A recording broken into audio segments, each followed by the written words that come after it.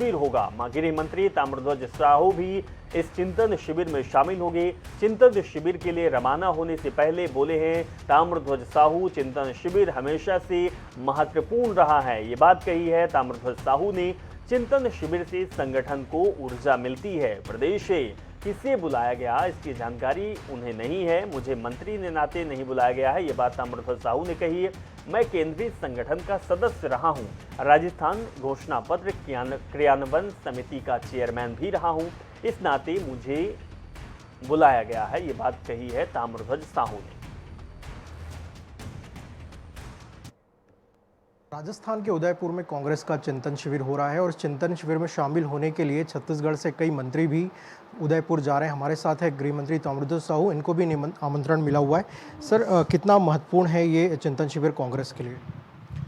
चिंतन शिविर हमेशा महत्वपूर्ण होता है, क्योंकि जब पिछला चिंतन शिविर हुआ था उसमें जो चर्चाएं हुई थी, समीक्षाएं हुई थी, जानकारियां आई थी, उसके परिप्रेक्ष्य में जितना काम इन वर्षों में किया गया, उसके बाद उसका किस प्रकार से परिणाम आया, क्या परिस्थितियां वर्तमान में बदली है, क्या आवश्यकताएं हैं संगठन की, वो सारी चीज़ें की चर्चा होता है। और उसके अनुरूप फिर कांग्रेस का संगठन अगला काम पूरे देश में करता है, चाहे वो बूथ कमेटियों की बात हो, फ्रंटल ऑर्गेनाइजेशन की बातें हों, मूल संगठन की बातें हों, आर्थिक रणनीति की बातें हैं, विदेश की बातें हैं, पूरा जो चीज़ होता है उस पर इस चिंतन शिविर में समीक्षा किया जाता है, चर्चा किया जाता है। अलग अलग कमेटियां बनती हैं, अलग अलग कमेटी अपना अपना रिपोर्ट उस हिसाब से देते हैं।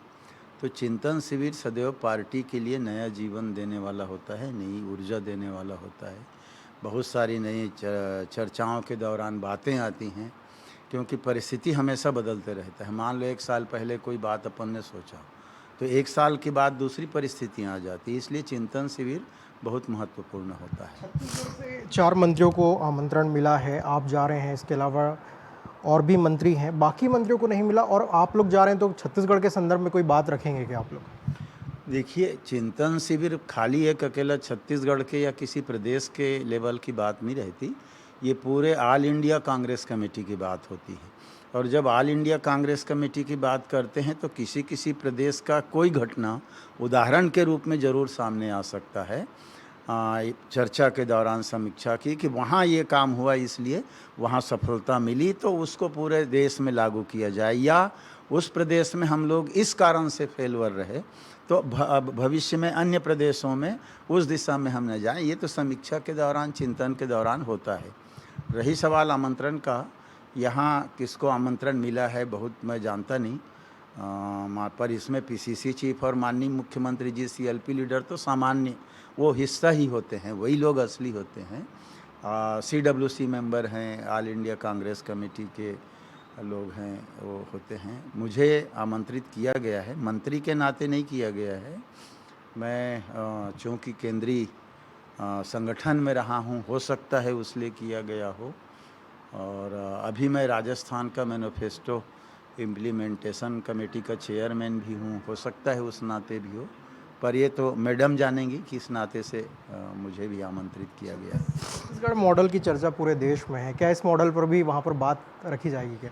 हो सकता है, बिल्कुल रखा जा सकता है, क्योंकि चुनाव जीतना है।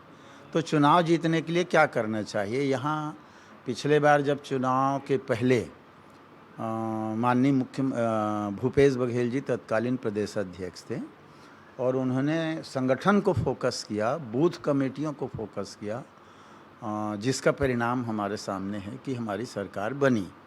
अगर उस दिशा में लेकिन हर प्रदेश की अलग अलग परिस्थितियां होती हैं, लेकिन ये कॉमन चीज़ है, इसको अगर लागू करें तो अन्य प्रदेशों में भी कामयाबी अच्छी मिलेगी, ऐसा मुझे पूरा विश्वास है।